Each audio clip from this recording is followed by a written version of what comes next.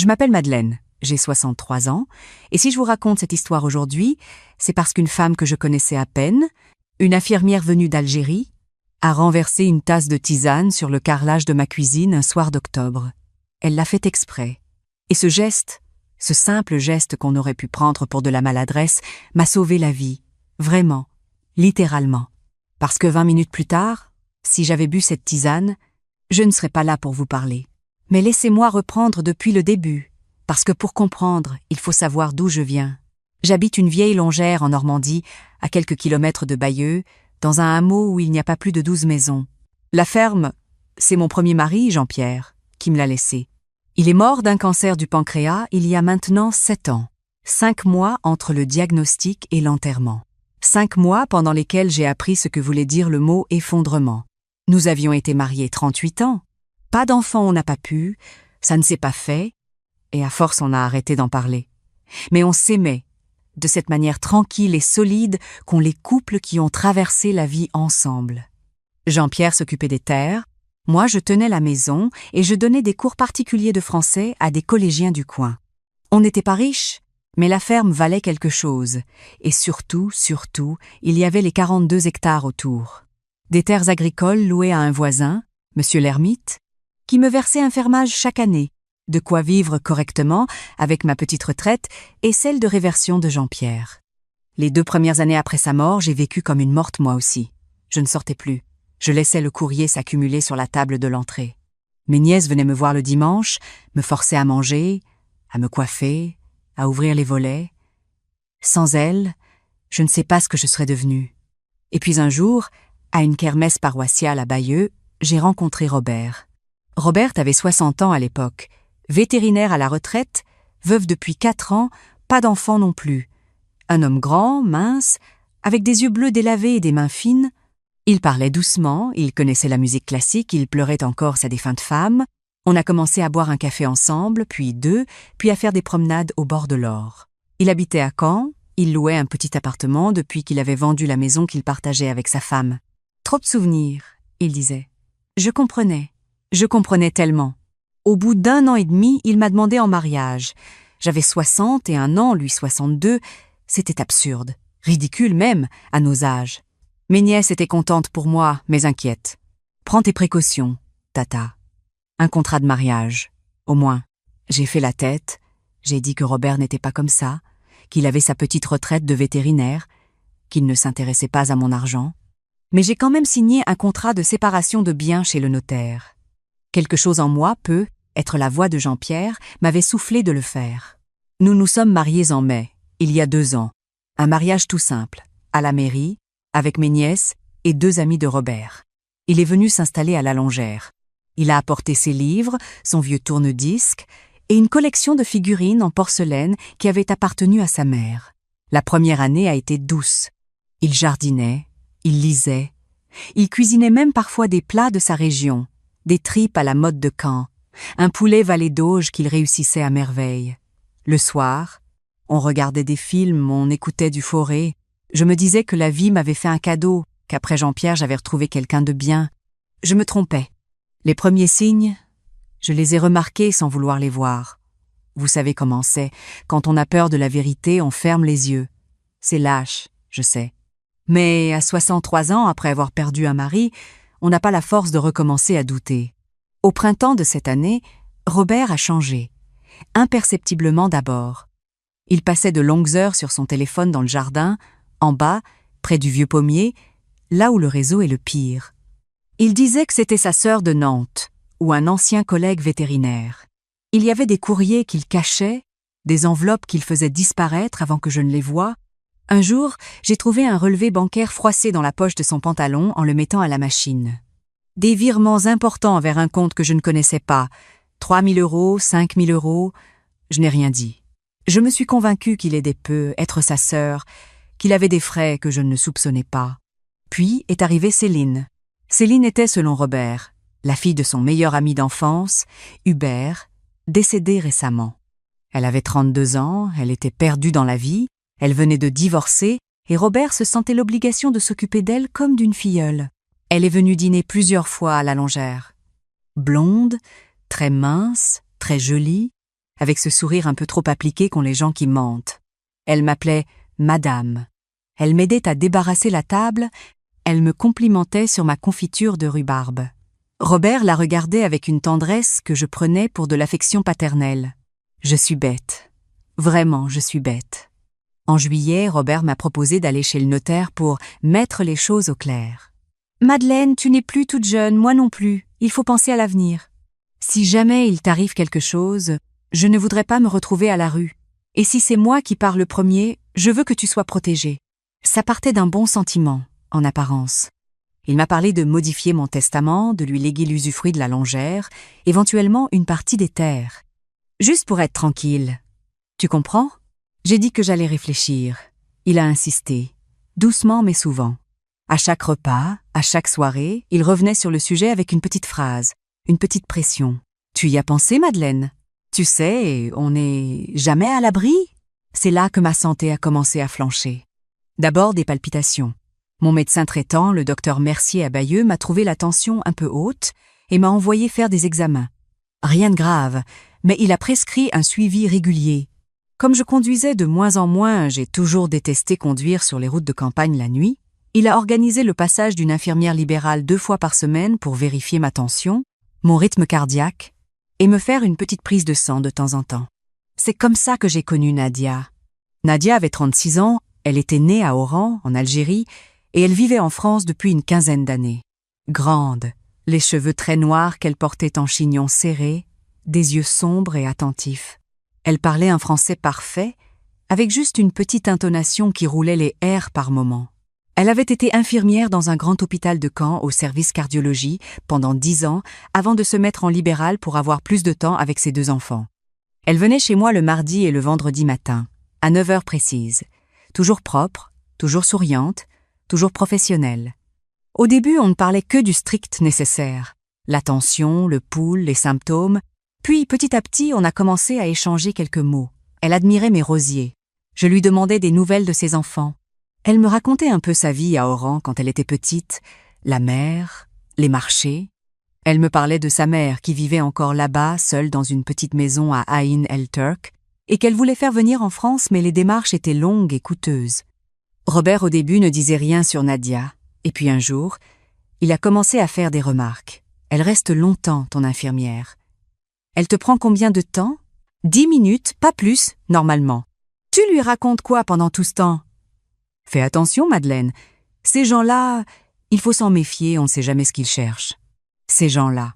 Ces 2 mots m'ont fait mal, mais j'ai tenu bon. Nadia faisait correctement son travail. Elle était la seule personne à qui je parlais vraiment ces derniers mois, et je n'avais aucune envie de renoncer à ces petits moments. C'est à la fin août que Robert a commencé à me préparer des tisanes. Il est venu un soir avec une boîte en fer blanc qu'il avait achetée, disait-il, chez un herboriste de Caen. De la verveine, de la camomille et une petite pointe de mélisse. Pour ton sommeil et pour ta tension.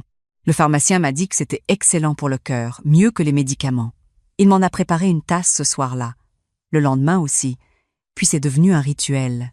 Tous les soirs, vers 20 et 1h30, il mettait l'eau à bouillir, il sortait sa boîte en fer, il préparait ma tisane avec beaucoup de soin. Il la laissait infuser exactement 8 minutes, il ajoutait une cuillère de miel de son apiculteur préféré, du côté de Falaise, puis il m'apportait la tasse sur un petit plateau, avec un sourire. « Bois, Madeleine, c'est bon pour toi. » Au début, je trouvais ça touchant. Un mari qui prend soin de sa femme, à nos âges, ce n'est pas si courant. Je me disais que j'avais eu tort de douter de lui, que tous ces virements bizarres et ces coups de téléphone cachés avaient peu être une explication innocente. Je buvais ma tisane, je dormais d'un sommeil lourd, presque trop lourd, et le matin j'avais souvent mal à la tête et un goût métallique dans la bouche. Mais je mettais ça sur le compte de l'âge, de la ménopause tardive, de tout et n'importe quoi. Nadia, elle, a vu. Avant moi. Un mardi matin, début septembre, elle a remarqué que ma tension était trop basse, que mon pouls était irrégulier. Elle m'a demandé si je prenais quelque chose de nouveau. Je lui ai parlé des tisanes de Robert, en riant presque, en disant que c'était gentil de sa part. Elle n'a pas ri. Elle m'a posé des questions précises. Quelle plante exactement? Quelle marque? Est-ce que Robert préparait lui-même? Est-ce que je voyais la boîte? Est-ce que je le voyais mettre les ingrédients? Je lui ai répondu sans comprendre pourquoi elle s'intéressait autant à ça. J'ai dit que non. Robert préparait la tisane dans la cuisine pendant que je regardais la télévision dans le salon. Non, je n'avais jamais regardé la boîte de près. Elle a hoché la tête, doucement. Elle n'a rien ajouté ce jour-là. Le vendredi suivant, ma tension était encore pire. Nadia avait l'air soucieuse. Avant de partir, elle m'a dit, très calmement, « Madame Madeleine, je voudrais revenir lundi pour un contrôle supplémentaire. Ce n'est pas dans le protocole, mais c'est important. Ne dites rien à votre mari, d'accord? Il va s'inquiéter pour rien. » J'ai accepté, intriguée. Le lundi, elle est arrivée une demi-heure plus tôt que d'habitude, à 8h30. Robert était encore au marché de Bayeux. Il y allait tous les lundis matins. Nadia a fait vite. Elle a pris ma tension, elle m'a fait une prise de sang et elle a demandé à voir la boîte de tisane. Je l'ai emmenée dans la cuisine. Elle l'a ouverte, elle a senti. Elle a pris une petite pincée dans un sachet stérile qu'elle a sorti de sa sacoche et elle a tout remis en place exactement comme c'était. « Je reviens vendredi, Madame Madeleine. En attendant, si vous pouviez, le soir, ne pas boire toute la tasse. Faites semblant, versez-la discrètement. » Je l'ai regardée, abasourdie. « Mais pourquoi, Nadia ?» Elle a pris ma main. Sa main était chaude et ferme. « Je ne veux pas vous affoler avant d'être sûre, mais s'il vous plaît, faites-moi confiance. » J'ai obéi.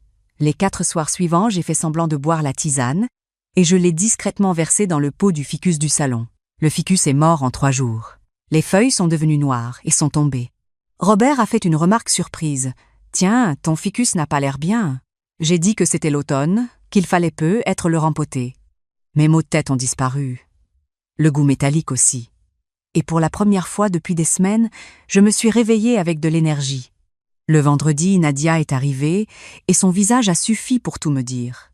Elle était pâle, les lèvres serrées, elle m'a fait asseoir dans le salon et elle m'a parlé très doucement. « Madame Madeleine, j'ai fait analyser la tisane par un laboratoire. Il y a dedans de la digitaline. C'est un médicament pour le cœur, mais à forte dose, c'est un poison. Ça provoque des arythmies, puis un arrêt cardiaque. Surtout chez une personne de votre âge, avec une tension fragile. La quantité que j'ai mesurée, à la dose que vous buviez chaque soir, c'était progressif. Quelques semaines de plus, et votre cœur aurait lâché. Les médecins auraient conclu à une crise cardiaque. Personne n'aurait cherché plus loin. Je suis restée muette. Je crois que mon propre cœur s'est arrêté un instant. J'ai regardé Nadia, je n'arrivais pas à traiter ce qu'elle me disait. Mon mari, Robert, mon Robert, avec ses yeux bleus délavés et ses mains fines qui me préparaient la tisane avec tant de soin. Pourquoi ? Ai-je fini par murmurer. Nadia a hésité, puis elle a sorti son téléphone. Madame Madeleine, il y a autre chose. Ne m'en voulez pas. La semaine dernière, je suis passée en ville acheter des fournitures, et je l'ai vue. Dans un café près de la rue Saint-Jean, à Caen, avec la jeune femme blonde. Celle que vous m'aviez montrée en photo, la filleule. Il ne se comportait pas comme un parrain et une filleule. Je suis désolée. Elle m'a montré 2 photos qu'elle avait prises discrètement avec son téléphone. Robert et Céline. Ils s'embrassaient, vraiment. La main de Robert sur sa joue, le front contre le sien. Quelque chose en moi s'est brisé.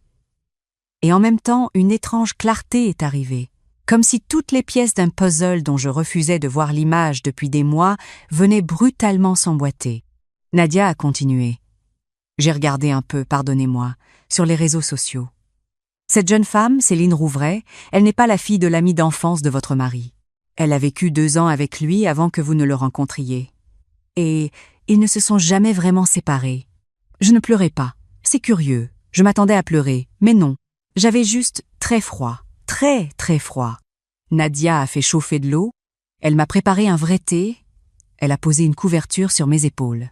Et puis elle m'a raconté quelque chose qu'elle ne m'avait jamais dit. Elle m'a parlé d'Oran, de sa propre mère, de son père qui avait été trouvé mort dans son lit un matin, officiellement d'un infarctus, quand Nadia avait 14 ans.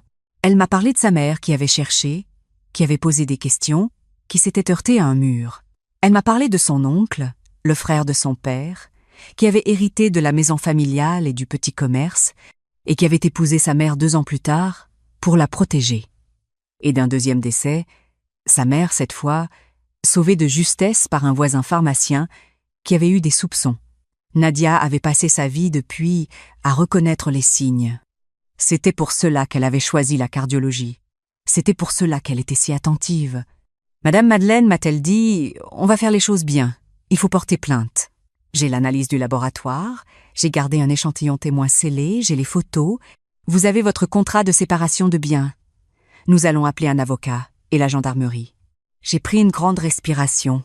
Et puis j'ai dit quelque chose qui m'a surprise moi-même. Non, pas tout de suite. Nadia m'a regardée, inquiète.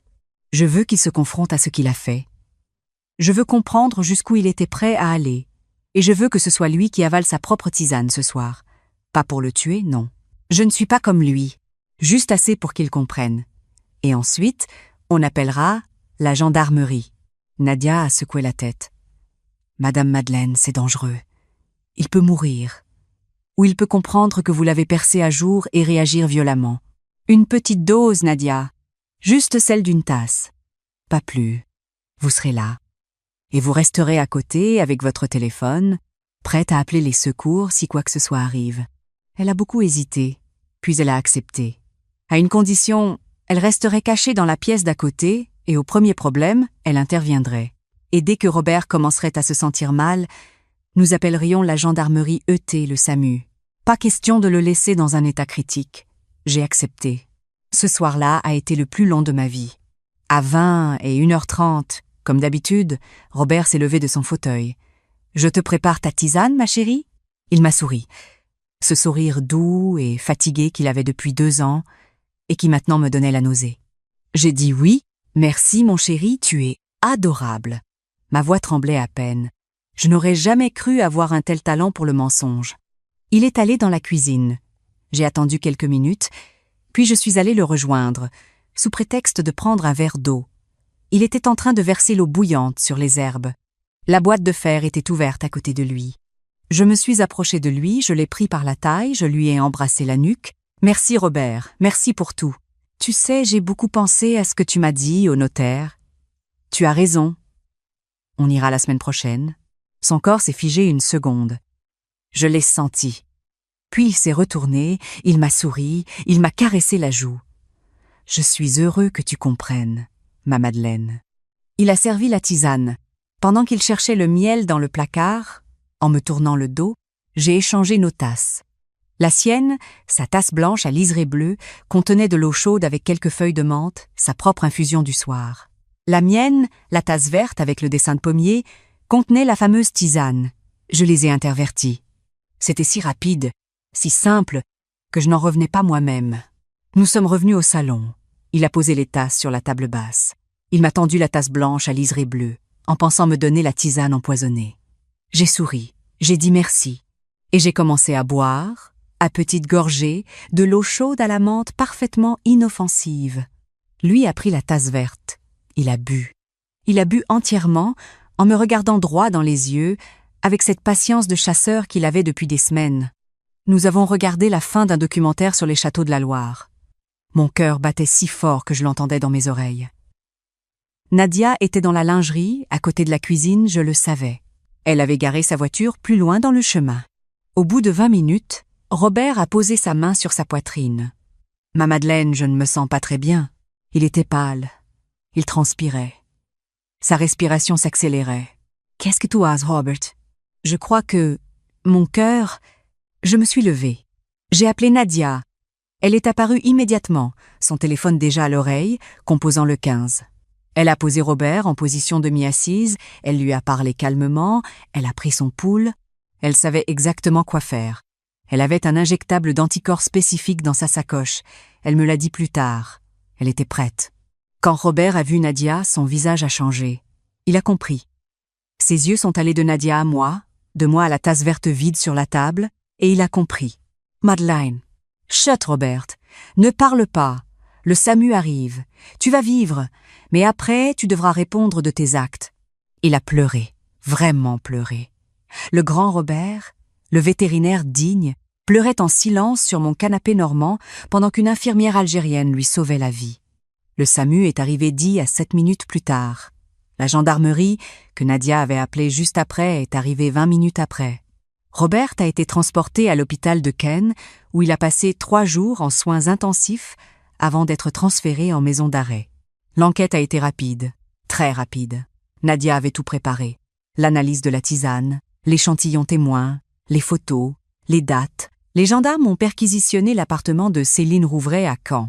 Ils y ont trouvé une boîte de digitaline achetée illégalement en Belgique. Un échange de messages avec Robert, où il discutait explicitement du moment où Madeleine ne sera plus un problème, et des brouillons de mon testament modifié que Robert comptait me faire signer dans les semaines suivantes, une fois que ma santé serait suffisamment dégradée pour que je n'ai plus toute ma tête.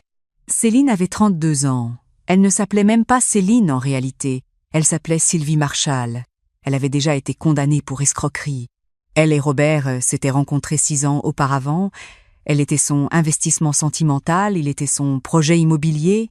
Robert avait, en plus de ses virements à elle, des dettes de jeu considérables à un club privé près de Deauville.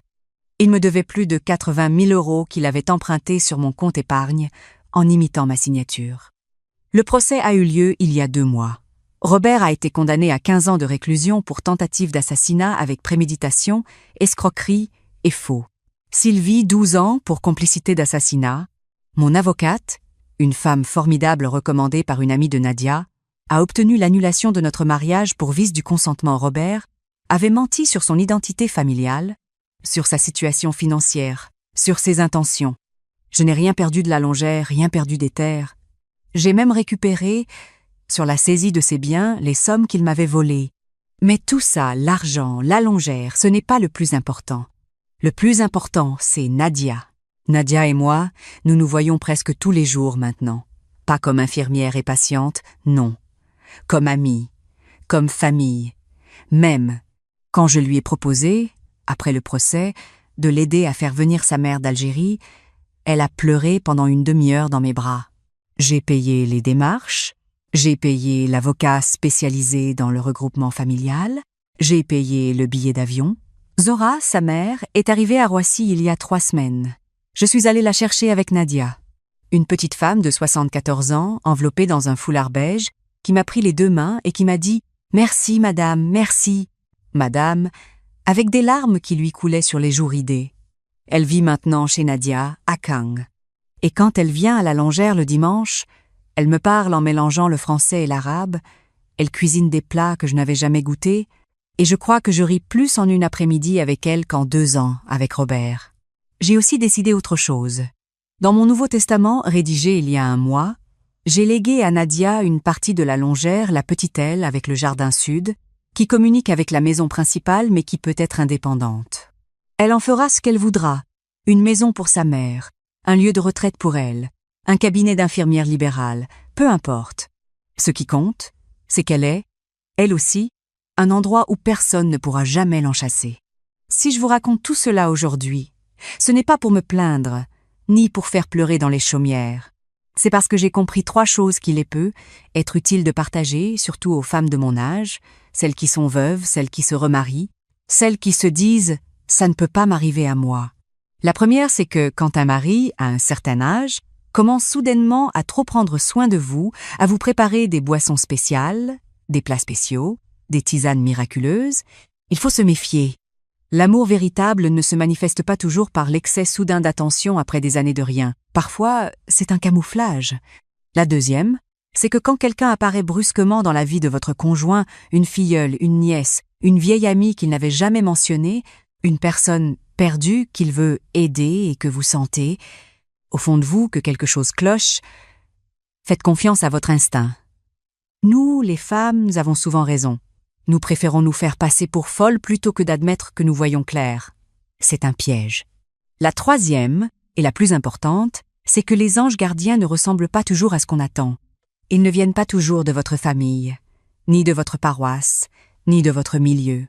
Parfois, ils viennent d'un autre pays, ils ont la peau plus foncée que la vôtre, ils travaillent dans un métier qu'on considère comme subalterne, et ils portent sur leurs épaules un passé plus lourd que le vôtre. Mais ce sont eux, souvent, qui voient ce que les autres ne veulent pas voir, parce qu'ils ont appris, par nécessité, à reconnaître la cruauté quand elle se déguise en tendresse. Ce matin, en me réveillant, j'ai vu par ma fenêtre Nadia et Zora qui se promenaient dans le verger avec un panier pour ramasser les dernières pommes de l'automne. Zora riait. Nadia lui parlait en arabe, doucement, et je me suis dit qu'à 63 ans, Alors que j'étais passé à 20 minutes de la mort, la vie m'avait offert, en compensation, une famille que je n'avais jamais eue. Voilà. C'est mon histoire.